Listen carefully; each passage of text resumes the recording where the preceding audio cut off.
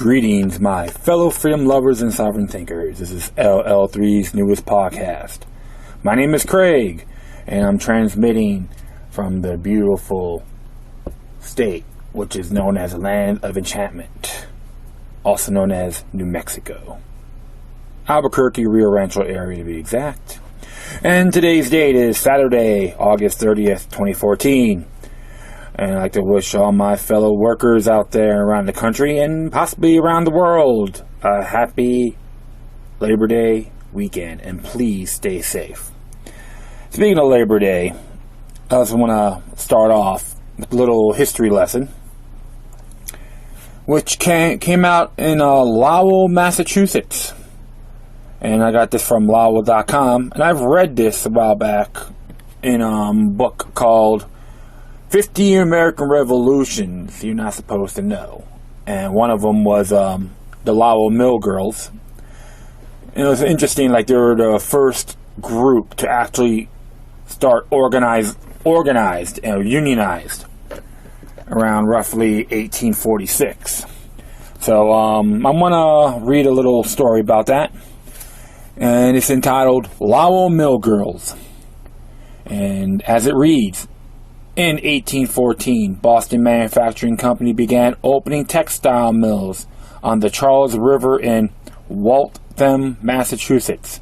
Recognizing a need for dedicated workers, founder Francis Cabot Lowell began actively recruiting young New England farm girls to work for the company in the mills. The Lowell Mill Girls, as they came to be known, made up about 3/4 of the workforce at the textile mills, a number of unheard of for women employees at the time. The Lowell Mill Girls range in age from about 10 years old up to middle age, although most of the girls were in their early 20s. Once they agreed to work for the Boston Manufacturing Company, they were required to follow the rules set by the company.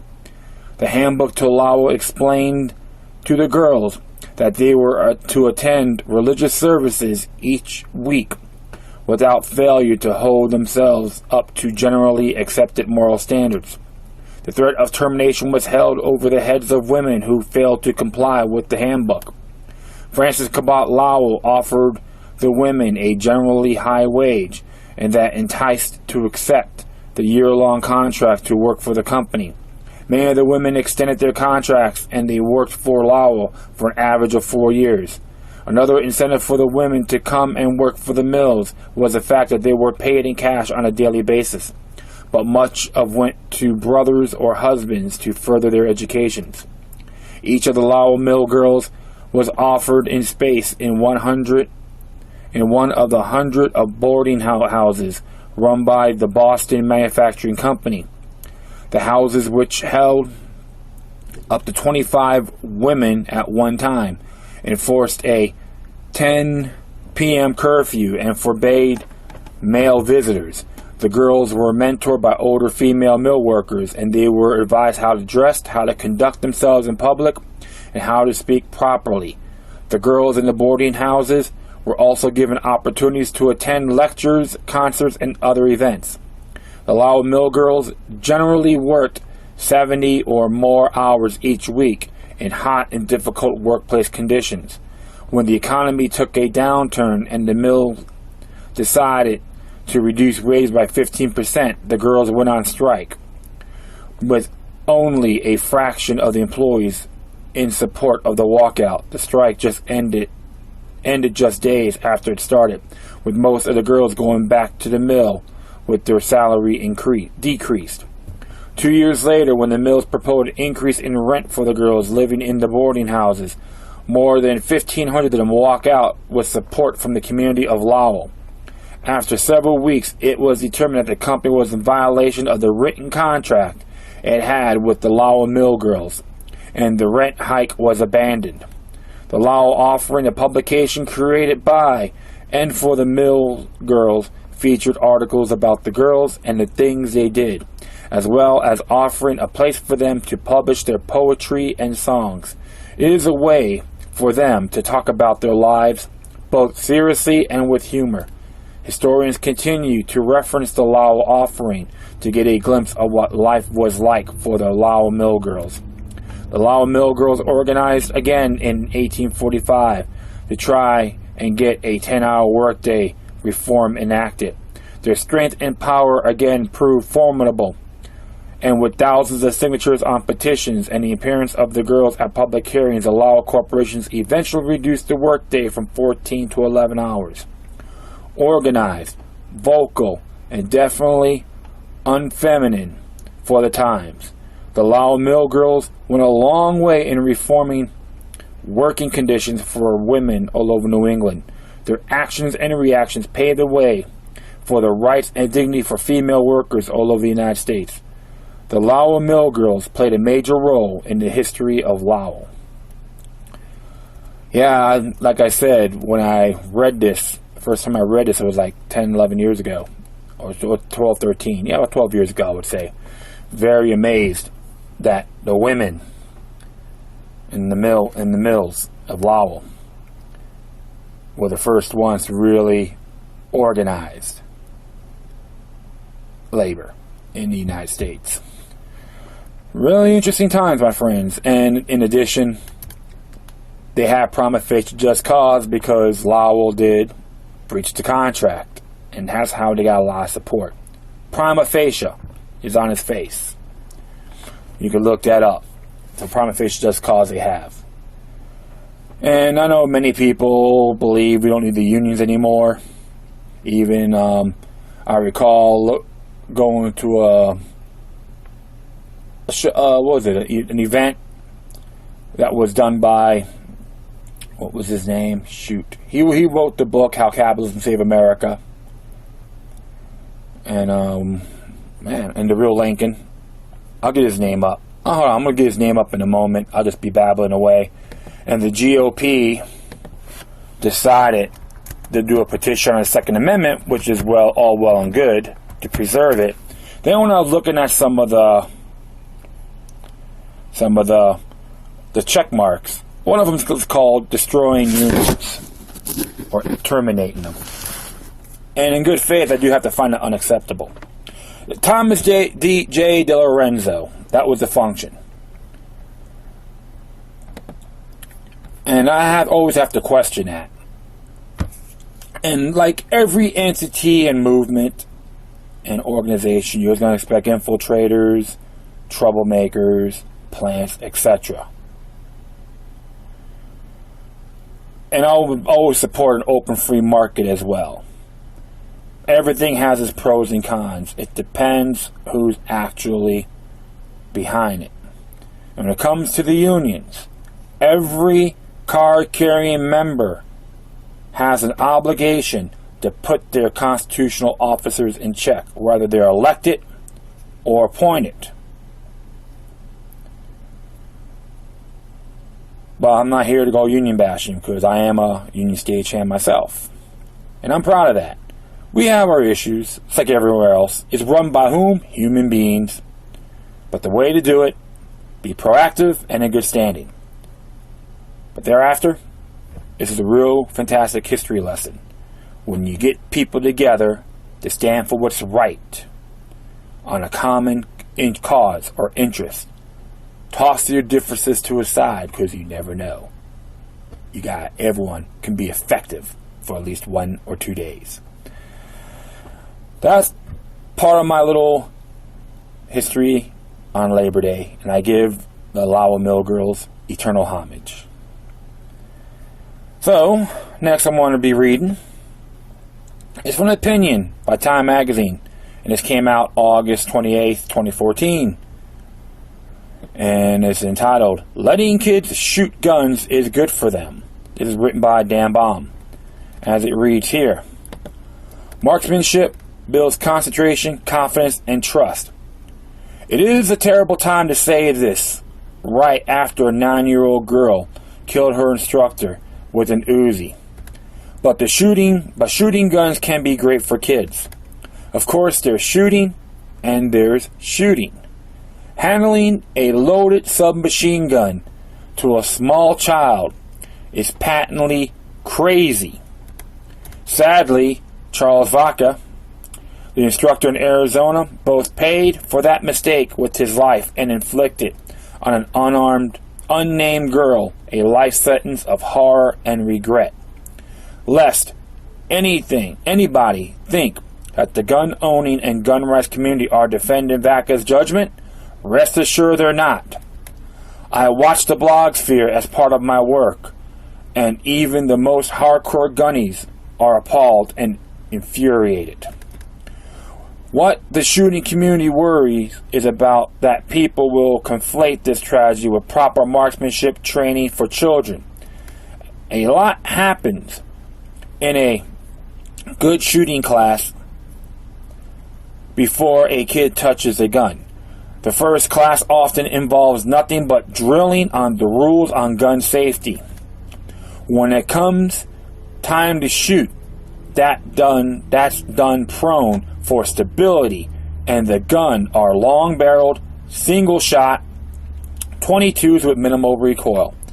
Kids are given one cartridge at a time, and any deviation from the rules, a muzzle moving in the wrong direction, a finger on the trigger too early, stops the whole class from more drilling. Compare that to an unschooled 9-year-old in standing position with the shot barrel of full auto gun and a magazine holding 32 rounds of powerful 9mm ammunition. It's the difference between leading a child in circles on the back of a docile pony and sending her alone around a track on the background of a thoroughbred. Shooting a rifle accurately requires children to quiet their minds. Lining up the sights on a distant target takes deep concentration. Children must slow their breathing and tune into the beat of their hearts to be able to squeeze the trigger and precisely at the right moment. Holding a rifle steadily takes large motor skills, and touching the trigger correctly takes a small motor skills. Doing both at once engages the whole brain. Marksmanship is an exercise in a high order of the body, hand, eye, mind coordination. It is far from mindless electronic diversion as can be imagined. Other activities build skills and concentration too.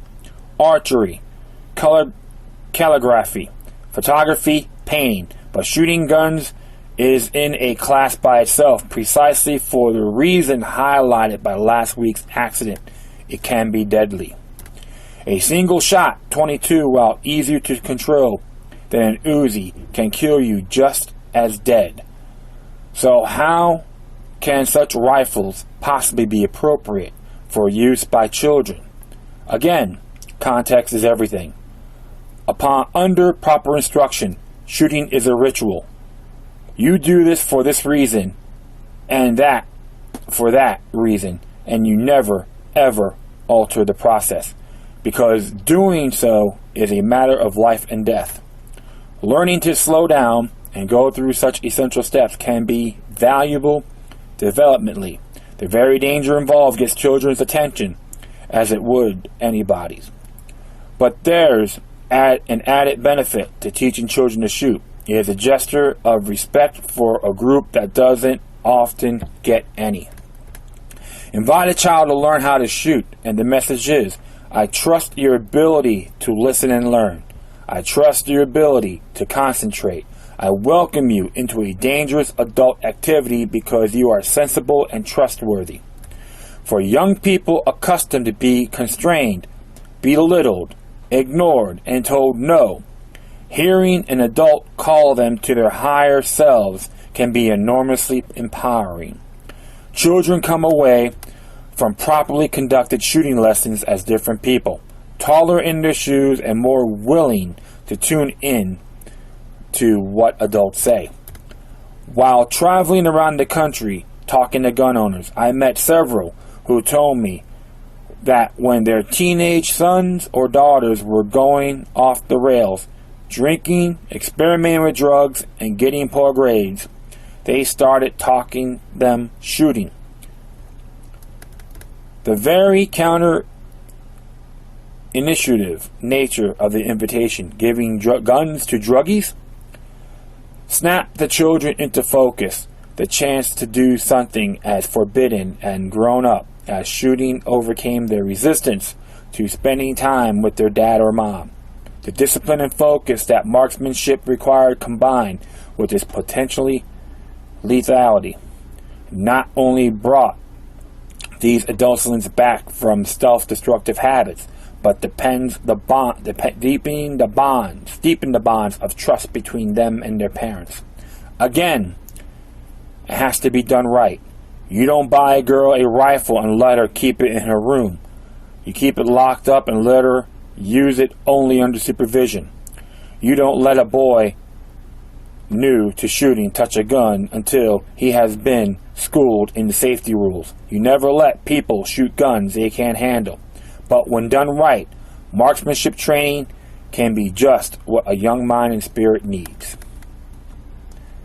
I give that gentleman, Dan Baum, a lot of credit for this article. I do believe in safety first, regardless. Firearms, heavy equipment, tools, etc. We got to learn to start educating our kids more. Have them be a little bit more complex. Of course, with adult supervision and honorable instructors. Because I've been heard this podcast actually today. I'm going to link it on. I'm going to add a footnote to this article on Lock and Load with Bill Frady, which it was very good. He had 2 firearm instructors on there and talked about responsibility, negligence, and liability. That's how you do it. And they were very good, and they're very sincere and serious about this. The instructor, may so be forever free, got what they said, got careless. But if you're gonna go create new laws on the federal level, state level, it's not gonna be 100% guaranteed, or I would say unenforceable. Not gonna be completely enforced. Also, I always tell people, safety's always first. And I'm a person that owns firearms too. I don't go around leaving it hanging or no. I put them securely, clean them, shoot them. Anyone wants to learn, I will teach, because safety is everyone's responsibility. Doesn't matter what it is, including firearms. And I will add that footnote. And I'm gonna hit this next article here. Similar to the same thing here. It's called Crime Prevention Research Center. This came out actually yesterday, August 29th, 2014, by John R. Lott, which he's an author for More Guns, Less Crime. And it's entitled, Given the debate over a 9-year-old with a gun, some examples of children who use guns to save lives of family members. With all discussion about possibly setting age restrictions on gun use after the tragic death of a firearms instructor in Arizona, here are a few examples of young children saving lives with guns. The fearless 11-year-old took action when she saw the cougar following her 13-year-old brother as he was walking towards the home. And there are all links, a lot of links on here too, on all these pages, alright? In a phone interview with Mailline Wednesday night, Shelby's grandfather, William White, revealed that it was a 4th cougar killed on his property in the past several weeks. Mr. White, 64, a cattle rancher, said that earlier this month, Shelby's 13-year-old brother, Tanner, also shot a cougar that has been circling this farm. The animal appeared to be moving in the direction of Shelby's 13-year-old brother, who was unaware of the danger as he made his way toward the basement door with a bag of animal feed in his hands. Luckily, the older brother, the boy, didn't realize he was in danger until the cougar lurking nearby was dead at the hands of his sister. This was by Sanjana Furbo, how girl 11 grabbed gun and shot dead cougar that was stalking her brother 13 outside their home. This is from the UK Daily Mail, February 26, 2014. Here's another one here. A 10-year-old boy left home alone with his sister, used his mother's gun to shoot an intruder in the face, police said. Deputies said Dean Favron and Roderick Porter knocked several times on the apartment door. The two young children, a 10-year-old boy and an 8-year-old girl, stood on the other side terrified. He told his sister to be quiet, and seconds later they started kicking on the door and finally kicked the door in. Sheriff Mike Kazes. The children ran to their mother's bedroom closet. In panic, the 10-year-old grabbed his mother's gun for protection. He did what I told him to do. I never told him to get the gun, but thank God he did, she said. Once the two suspects the open door, threatening the kids, deputies said the boy fired a bullet into the lip of Roderick Porter. The two men were taken to the hospital by a third suspect, who is a 15-year-old juvenile. Once they got to the hospital, they were later arrested. It's just hard. I don't understand why they would do that. I know they have little brothers and sisters. They wouldn't want anyone to break into their house, said the mother. That's David Spunt, child shoots intruder in home break-in. KSLA News 12, July 16th, 2009. And here's another one. Another link, and there's a video for this as well. 12-year-old girl did what she had to do to protect herself from an intruder in her home on the Texas border. She hid in the closet and shot him when he tried to open the door. Authorities said the preteen was home alone when the suspect rang the doorbell. She didn't answer. Deputies said the man went around the back of the house and kicked in the door. At that point, the girl grabbed the gun and hid in the closet. He has worked his way all the way through the house and into the bathroom, Bryan County Under Sheriff Ken Golden said. And from what we understand, he was turning the doorknob when she fired through the door. Cruz said she remained calm and called for help after she shot the intruder. This is a report from Kevin Ogle. 12-year-old girl suspects speaks after shooting intruder. News Channel 4 KFOR.com. Here's another one here. 3 burglars in a suburban neighborhood in Albuquerque, New Mexico, got more than they bargained from 11-year-old resident Alicia Gutierrez. Since Gutierrez's cousin left her alone in the house only moments earlier, she initially dismissed the sound of the door handle rattling as her cousin tried to scare her. In response, she turned up the volume on the television to ignore him. When 3 teenage burglars forced open the door with a crowbar and entered the residence, Gutierrez slid down on the couch where she had been seated in an attempt to hide. The masked intruders spotted her, and she realized one of them was armed with a rifle. Gutierrez ran to the mother's bedroom and retrieved a .22 caliber rifle with a pink stock. The bolt-action rifle was loaded with only 2 rounds. Gutierrez, who had learned to shoot just days earlier, said, "I was planning if they came right next to me, I would shoot them." Rich Nance, burglar thwarted by armed 11-year-old with pink rifle, guns and ammo. This is in December 21st, 2011. Here are a few of the 10 examples of young children saving lives of others in John Lott's book, The Bias Against Guns.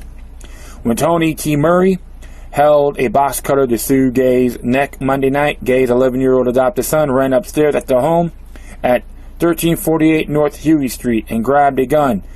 He hit the bottom of the stairs with the .45 and stood steady, ready stance with the gun, said Gay, with feet spread apart with her hands outstretched as if holding a handgun.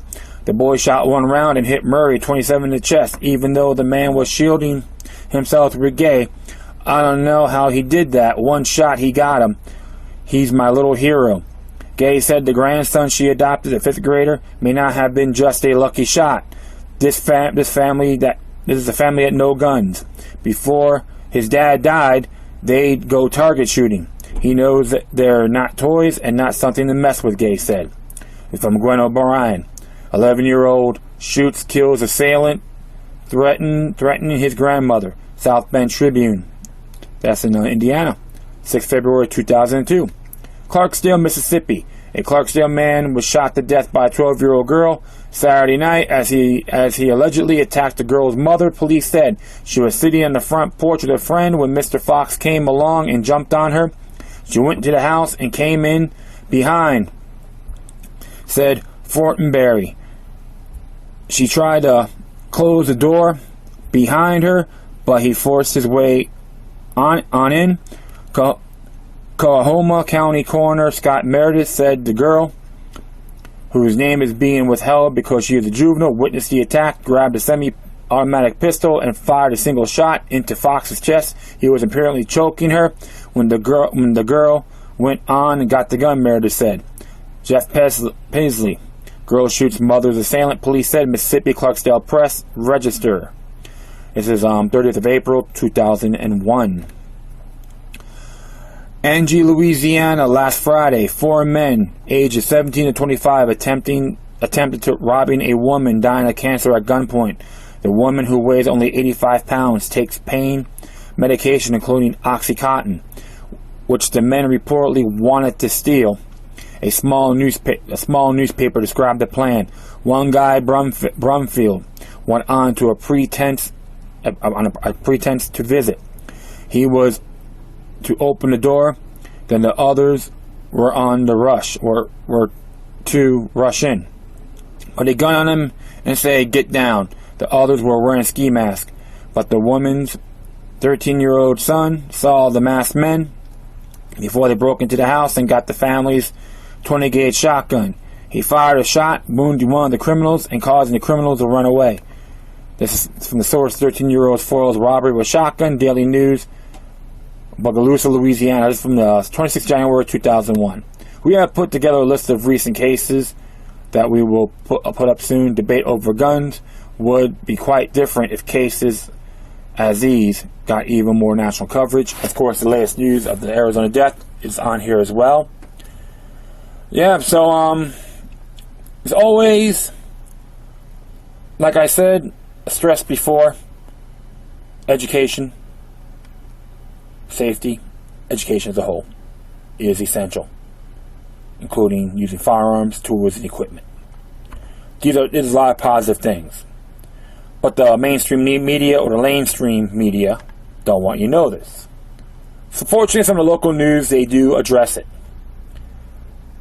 And that's why I always tell people, you can even tell people like Clay Matthews and all those other yahoos out there, that going to Washington, D.C. is not the way to do it. People got to be responsible. In a lot of these cases, you have a lot of young people are being responsible. 2.5 million cases a year. People use firearms to defend themselves, families, and property. Demographics are different. Of course, if people want to talk about 11,000 people were killed by handguns, by crime in the United States. But what odds do you want? 2.5 million to defend themselves justifiably? Or 11,000? I'm not crazy about the firearm crime rates in general. But don't deprive our natural born rights, including mine, because I will be calling you out. And I am not afraid to criticize you completely. And it's not just in the Second Amendment issue, but the Ninth. And I'll be addressing that later, about the Ninth Amendment. Alright, well, next one here, my friends. I'm going to be, this is from Before It's News. But I did check the sources out, and they're very legit. It's about, came out the 29th of August, 2014, by Josie Wales to be exact. It's entitled, Shocker, Just Released. St. Louis Authorities Disclose Michael Brown's Criminal History.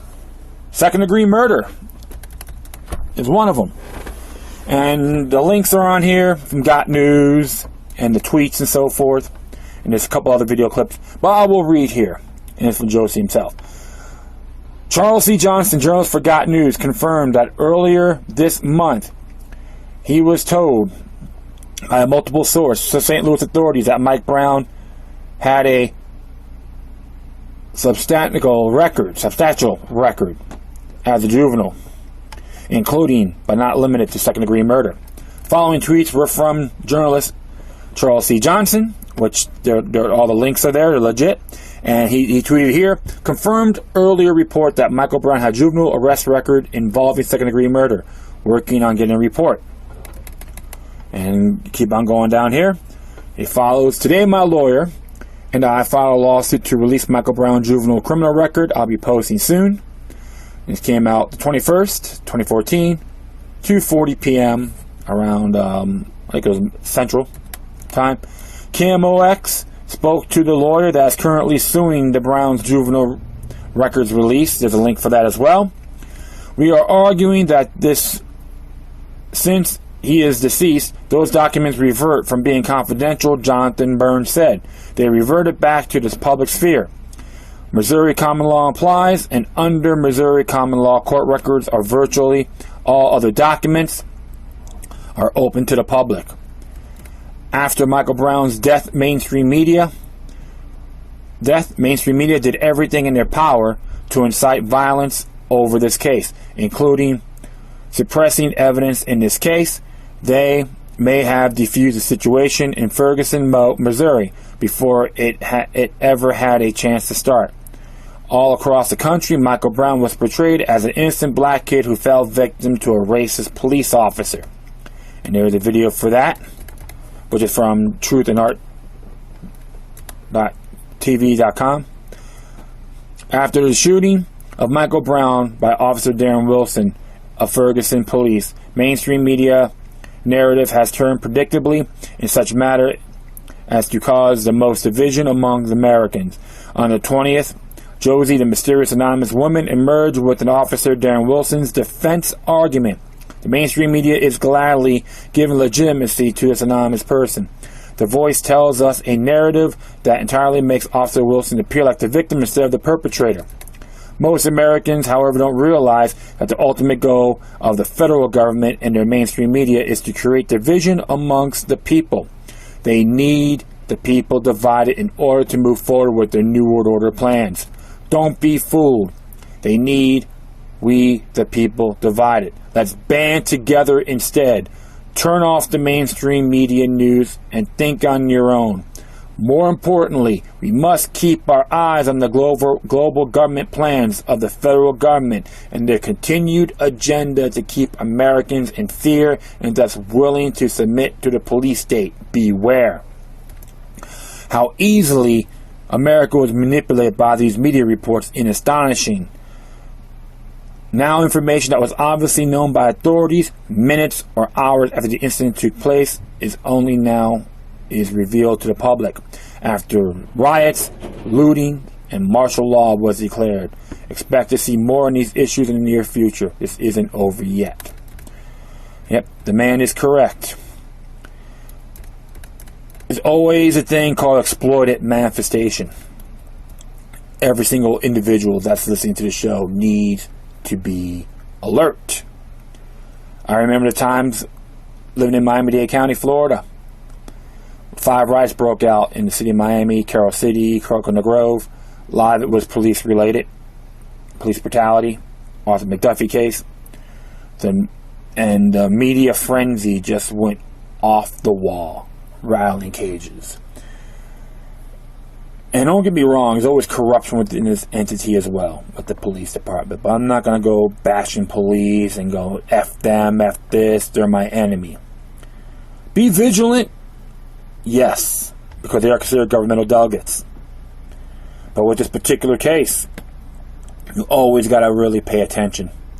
And even in that link, Got News, there is a lawsuit filed. And if I'm correct, I want to take a little moment. I want to see if it's in the Missouri Constitution because that's on public information. Because I think everyone here has the right to know. For sure. As Michael Brown has passed, may his soul be forever free. I'm not crazy about the death itself.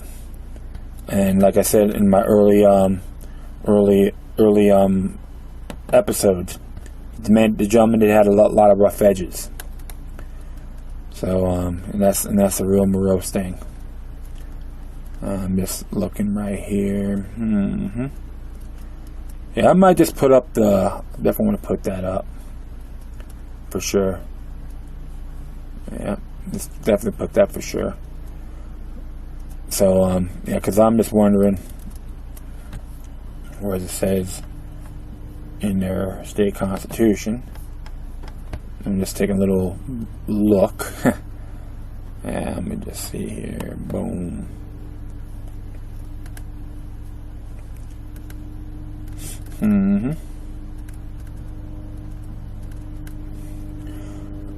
Yeah, because the fact is, it's always good to know about these things. Public safety, higher education, lottery, distribution of powers. Let me see if there's an article too here. Nah, separation of powers. Sorry about that, folks. But if I'm correct, it is a lot of it is public information, and that is known. Impeachment, removal of officers, appointed officers, better. Okay. Yeah. So yeah, definitely. If you don't has a chance, yeah, definitely send that to me if possible. If not, I'll just try to put it up. I'll try to put the footnote on there on public information as well for Missouri. So I'm gonna do a little homework on it. So, like I said, if that's the case, yeah, then they're entitled to take it to court, and it has to be revealed, because I'm not saying he's Michael Brown was a scumbag or anything like that, but based on that one video, I noticed he had rough edges from that store robbery, and I say that in good faith. But we have to make sure all the information is accurate as well, and that's what I find it absolutely important. And hopefully, stuff like this, when more people are aware of their divide and rule game, they will crumble. It has been happening. Even there's one video, you can look it up. Jesse Jackson gets called out in Ferguson. He looked like, and the gentlemen were African American descent. They called him out. These individuals like Jackson, Sharpton, Morris Dees, you gotta really start ridiculing them, because what's convenient for them, they'll show up. Thereafter, they could really care less about any of us, regardless of our color of our skin. Alright, my friends, this next one here came from Got Today by Susan Posel. OccupyCorporatism.com, misentitled, Obama Threat Confirmed. What does domestic terrorism have to do with it? And it reads here, Secret Service received word in Connecticut from local law enforcement that there was a potentially suspicious person and vehicle surrounding threat on President Obama, which resulted in the confiscation of a 2014 Volkswagen Jetta and an unidentified person now in custody. The SS pursued a man believed to have made a threat against Obama without providing any further details. According to a statement, the SS information has been received by law enforcement regarding a potentially suspicious person and vehicle. We are working with our local law enforcement partners to determine the validity of information provided. 2 years ago, Anton Callery, resident of Federal Way in Washington State, was arrested by Secret Service, who were insisted by paramilitary police for making threats against President Barack Obama. Callery showed police his handgun when they came to his door. Callery is a U.S. veteran with an impeccable record. His mother told the mainstream media that her son has a legal permit for a handgun, and he had not done anything wrong before. A neighborhood who refused to be identified also remarked that Callery was a quiet man who never bothered anyone. However, he was being taken to a psychiatric hospital to be evaluated. Another arbitrary witness claimed that Callery was wearing an ammunition belt like Rambo when he met with the police. Oh my goodness!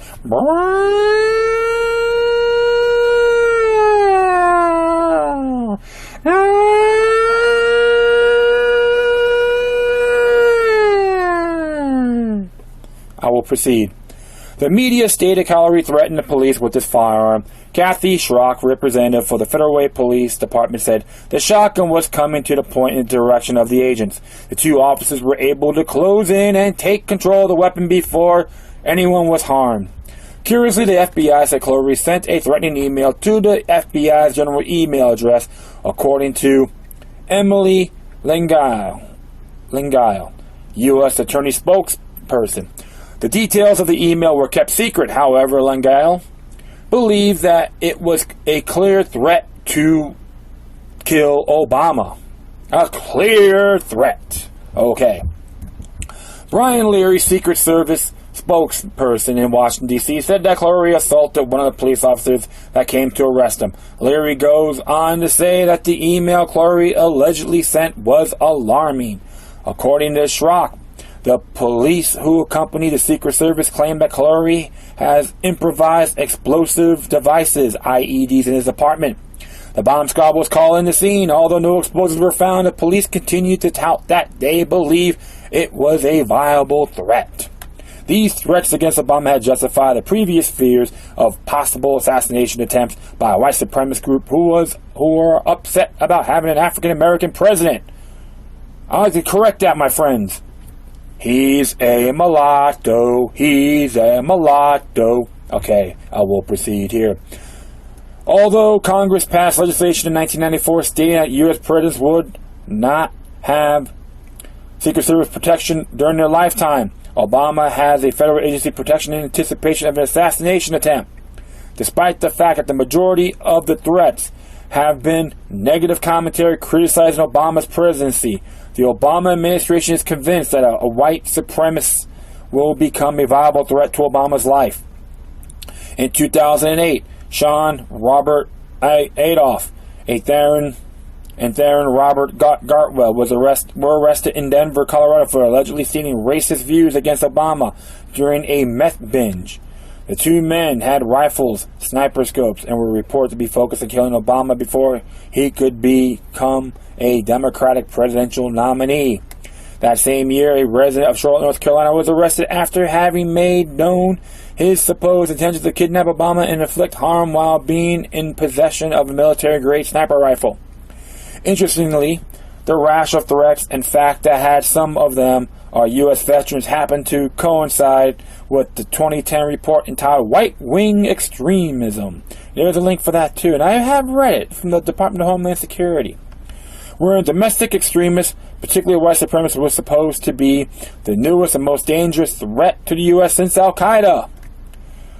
As stated in the report, the DHS admitted that they had no specific information that domestic right-wing terrorists are currently planning acts of violence, but right-wing extremists may be gaining new recruits by playing on their fears about several emergent issues: the economic turndown and the election of the first African-American president.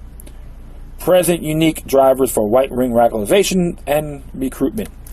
The DHS wanted to instill the idea that veterans were being recruited to become white-wing extremists upon return from Iraq and Afghanistan.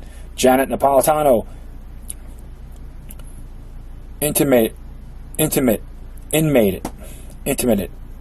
that military veterans could become instruments of domestic terror. When Napolitano's comments were met with public disdain, the DHS amended their assertion that extremist groups were highly marked, but rather it was a lone wolf type that will carry out the biggest act of domestic terrorism. Rumors begun by an alternative internet radio host, his DHS whistleblower, have placed more fuel on domestic threat to Obama scenario. According to the anonymous source, that there is a planned false attack that will involve a staged assassination attempt on Obama, linked to a white supremacist that will incite a race war. Because of the violence, the U.S. government will have to implement martial law to control the population. The DHS informant stated the DHS is actively preparing for massive social unrest inside the United States, and he corrected himself, saying that a civil war is a more appropriate term. Certain elements of government are not only expecting and preparing for it, they are actually facilitating it. Yes. Oh, absolutely. Like I said, my friend, sometimes you gotta really pay attention. Observe the mind control program. That's how I see this. It's just like 9/11. Fear, control. Divide and rule. Kio Bono, who benefits? And there's a link for that as well on that DHS informant. Oops, shoot, I goofed up here. Oh, I'm not worried. I know what to do here. I know what to do here. Boom.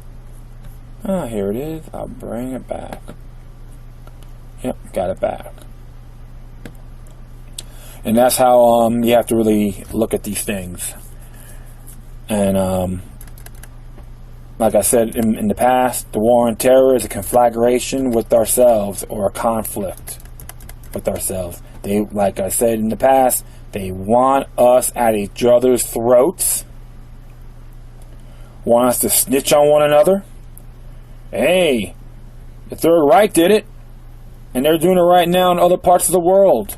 Allegedly Cuba as well, with the pro-Castro group. It's all spying on one another, trying to get their little freebies and handouts. Yep, it is very morose, very disturbing.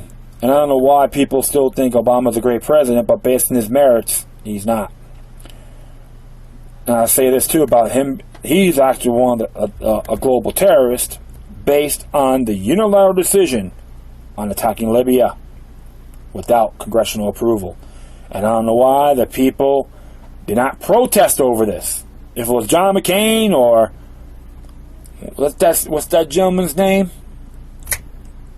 Mitt Romney, they'll be out in the streets foaming at the mouth like Cujo. How dare you attack this country, you bunch of right-wing parasites?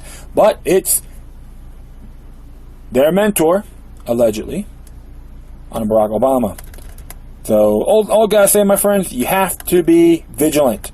And one great quote that Ben Franklin did, want to be as the original motto for the United States of America. Rebellion against tyrants is obedience to God. Like I said, rebellion to tyrants. I gotta correct that. Rebellion to tyrants is obedience to God. Something to really think about, my friends. Alright, well, we'll do something a little bit entertaining here, on my view. This is from the Miami Herald, and it came out Friday. It's entitled, I find this interesting here, Protest Mound Against Miami-Based Burger King. And this was written by Ina Peva Cordell. Hope I pronounced that right. Forgive me. It reads here, Protest Mound Against Miami-Based Burger King. Protest mounted against Burger King plans to base its corporate parent in Canada. The backlash against Burger King continues. Cadacles, a Boulder, Colorado-based label company, has created a line of anti-Burger King bumper sticker in protest against the home of the Whopper's plan to merge with the Canadian chain Tim Hortons and locate the parent corporation in Toronto. Proceeds from the sales of the $5 bumper sticker will be donated to the Internal Revenue Service to help compensate for the tax money lost by Burger King's corporate move, Cadacles said. The stickers have saying, I only eat tax-abiding burgers, Burger King, and Bon Voyage Whopper, we won't miss you. Burger King said Tuesday it will buy Tim Hortons in an $11 billion deal that will create the world's third largest fast food chain. The two companies will continue to operate independently, and though the corporate parent will be based in Canada, Burger King said it will continue to be headquartered in Miami. Still, an uprising has been underway since the deal was announced earlier this week, with the Cadacles campaign at the latest wrinkle. Burger King has decided to have it their way and move their headquarters to Canada. This shady move will allow them to avoid paying their fair share of corporate income tax, Cadacles said on his website at cadacles.com/burgerbash. That's / to be exact. You know that. Bon Voyage Burger King, Canada can have you. And why don't you go ahead and grab Justin Bieber on your way out? We don't need no Whopper. The sticker went on went on sale online Wednesday night. So far, 107 have been sold. They are the first playful activist stickers for sale by privately owned Cadacles, which supervises in custom name labels for kids, wall decals, bumper stickers, and computer keyboard stickers, and Cadacles owner Hillary Chandler. We like to have that snarky, funny mom tone, so we like the moms that shop with us to be amused and have fun, said Chandler, an artist and mom who founded the company 7 years ago. It's poking fun about an issue that is serious and will affect us all, she said. We can make something and throw it out there and put the word out with our product and our creativity. Also in protest, MoveOn.org has issued an online petition urging a boycott of Burger King. The petition has already garnered 90,292 signatures by late Friday afternoon. Burger King's sinister plan is to relocate their corporate headquarters to Ontario, Canada, thereby dodging their American taxes in a calculated move called tax inversion. MoveOn.org's petition reads, Burger King's largest shareholder, a private equity firm called 3G Capital, will win and the American people will lose again unless we stop them. Burger King's top executives have stressed that the deal was driven by a desire for lower tax rates, but about growth and creating value for accelerating expansion. Daniel Schwartz, Burger King's chief executive, said during the conference calls with analysts earlier this week that the company doesn't expect to achieve a meaningful tax savings or meaningful changes in our tax rate. In fact, the company's effective tax rate in the United States is 27%, and in Canada it will be about 26%, the company said. Decision to create a new global quick service restaurant leader with Tom Hortons is not tax driven. It's about global growth for both brands.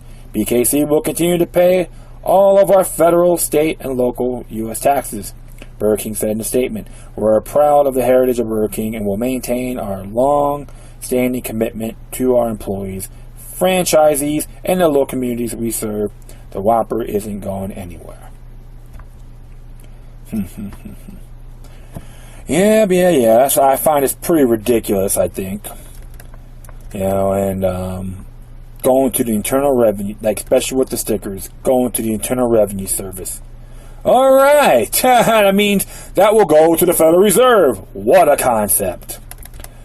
I just have to laugh because the whole thing is the tax evasion and all that. But you know what? The fact is, when you go to these Burger Kings, the franchise owners, a lot of it's privately owned, but they have conditions. They do have conditions on there. And I'll probably recommend everyone look up definition for franchise. I'm going to find out what franchise mean on here, and I'll probably just will put that up on my on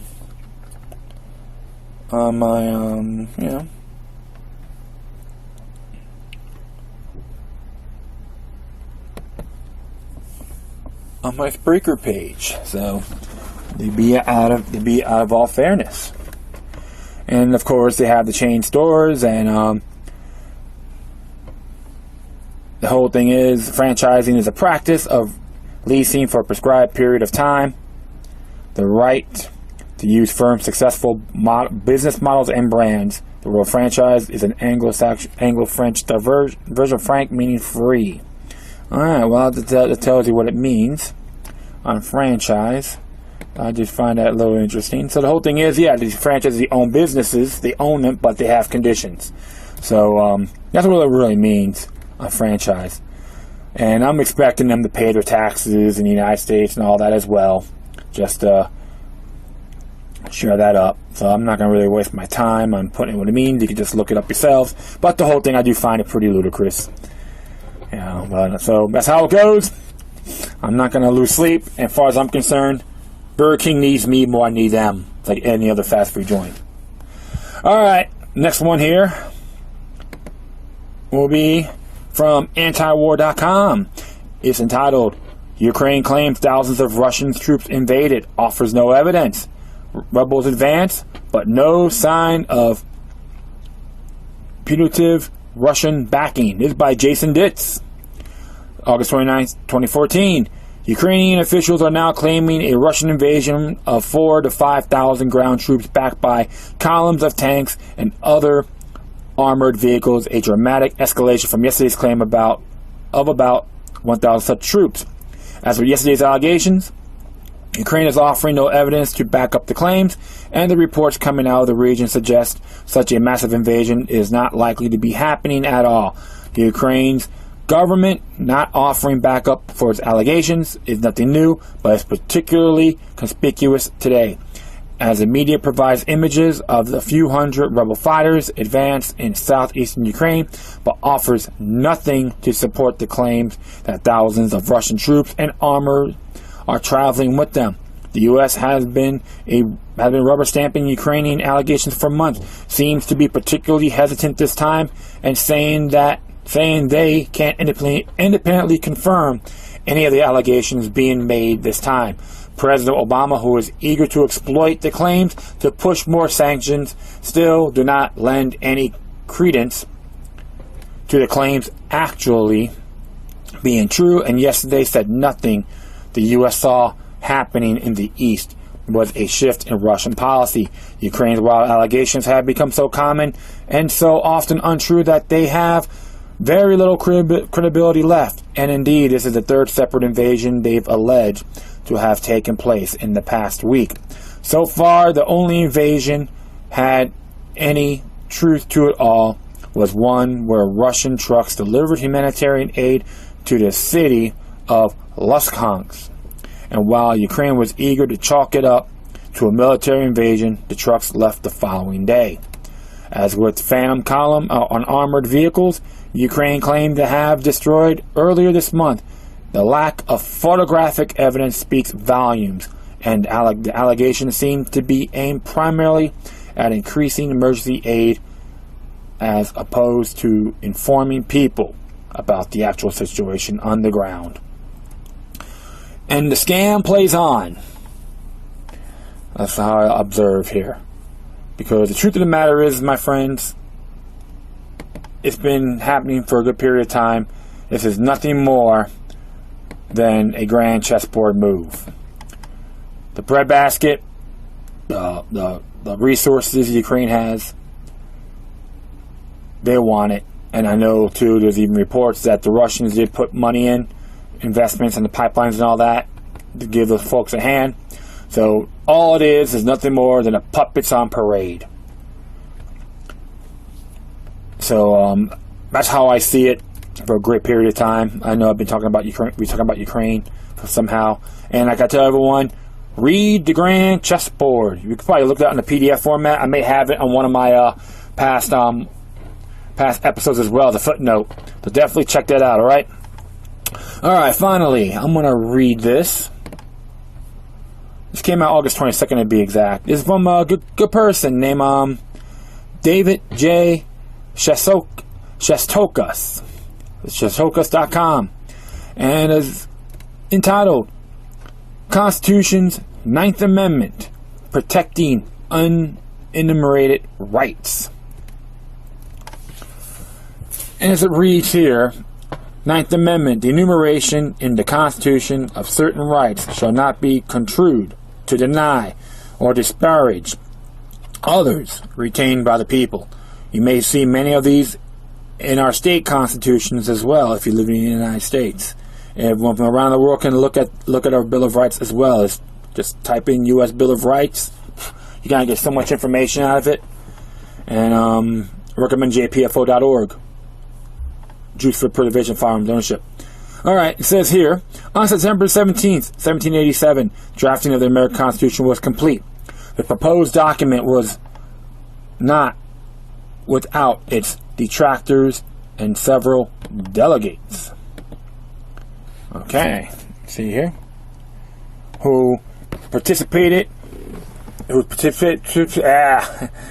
proposed document was not without its detractor and several delegates who participated refused to sign the document.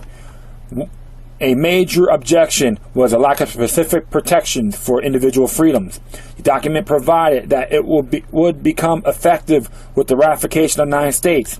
As the ratification process proceeded, there was a continuing objection by the Constitution's opponents about the lack of Bill of Rights.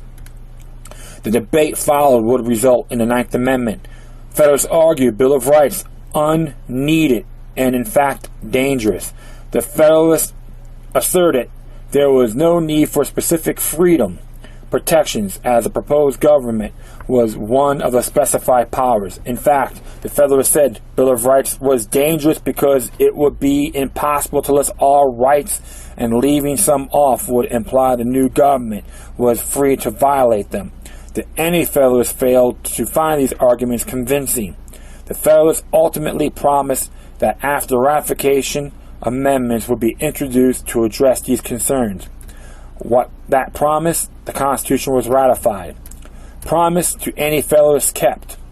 The Federalists won control of the first Congress and keeping the promises made during the ratification of debates.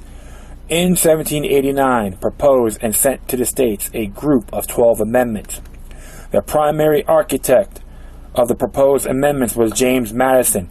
Madison had to deal with the argument that not all rights in need of protection could be included, and concerned that naming specific rights would exclude others. 9th Amendment acknowledges, not mentioned in the Constitution. The 9th Amendment was Madison's effort to ensure the Bill of Rights was not viewed as limiting federal power regarding only rights specifically named. The 9th Amendment was included to dispel this notion and read as follows. I'll read this again. The enumeration in the Constitution of certain rights shall not be construed to deny or disparage others retained by the people. Well-known enumerated rights in the first 7 amendments. The 7 of the first 8 amendments are fairly well known. Among the rights guaranteed are free speech, free press, freedom of religion, right to counsel, right to remain silent, right to bear arms, right to a jury trial, right to be free from cruel and unusual punishment. The 3rd Amendment, right to have no soldiers quartered in home, is nearly forgotten. The rights defined in the first 8 amendments are known as enumerated rights. The 9th Amendment protects rights not named in the Constitution. 9th Amendment provides the basis for recognized other unenumerated rights generally considered to arise from both natural law and the country's common law traditions. The importance of the 9th Amendment is that such rights exist and no constitutional grant of government power extinguishes those rights. Recognized rights not enumerated. There are many rights that are recognized in our society that are not named in the first 8 amendments. If the 9th Amendment did not exist, it might be argued that there was no constitutional protection for the right of free association, the right to the presumption of innocence, the right to a fair trial, the right to privacy.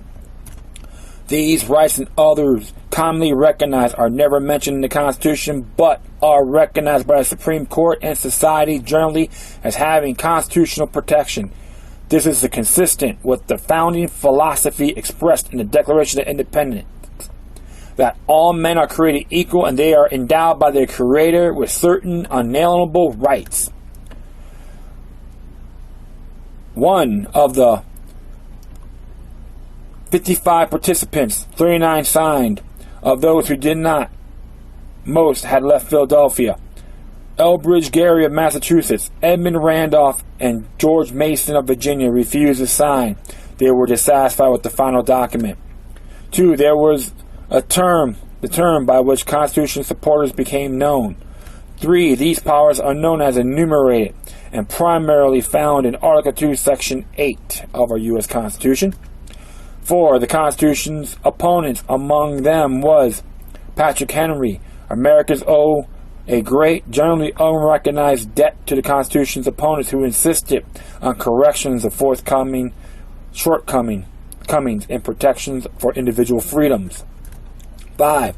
The ratifying conventions of the various states submitted over the 150 suggested amendments along with their ratifications.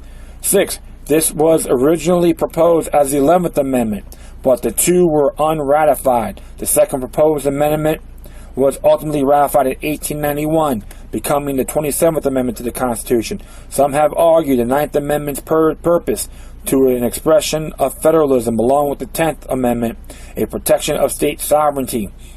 This seems odd with both founding philosophies and the 9th's plain language. It may support the 10th, but it has power all its own.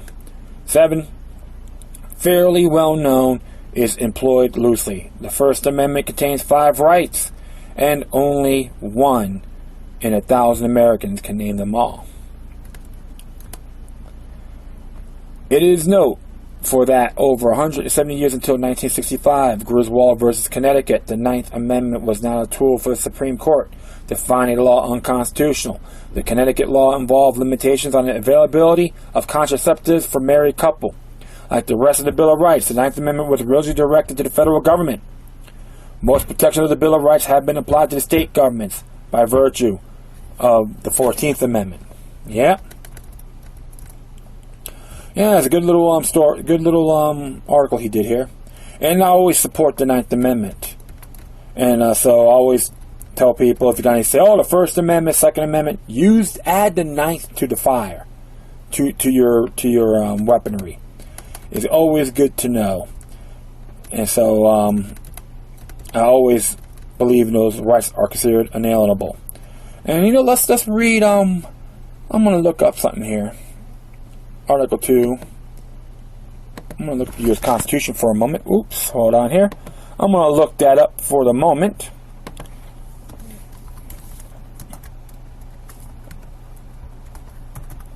Yeah, I'm going to look it up for a moment. It's just a last minute thing here. And let's find out, what does Article 2, Section 8 have to say, right? Yeah, absolutely. Let's just check it out, see what it says here. Article 2, Section 8. Let me just check this out. Let's read the transcript. Beep.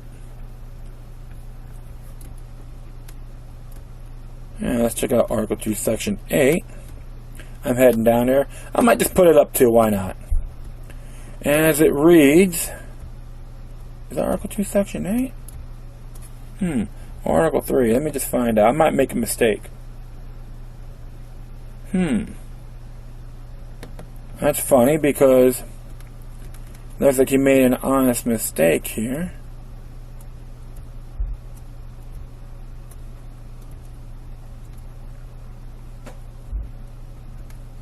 Yeah, it looks like he did. Yeah, it looks like he made an honest error. Article 2, Section 8.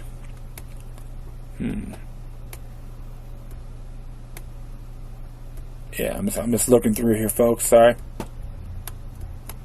Yep, it doesn't look like it says Article 2, Section 8. Oh, it looks like he made an error. Repent, my brother, repent.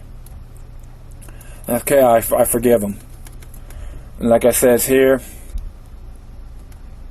Yep, boom. Oh, yeah.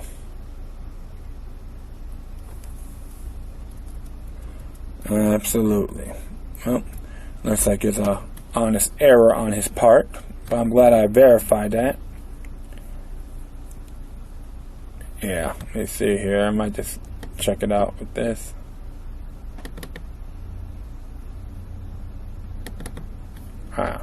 Okay, well, like I said on Article 2, Section 8, but the whole thing is natural-born rights are absolutely vital in the United States.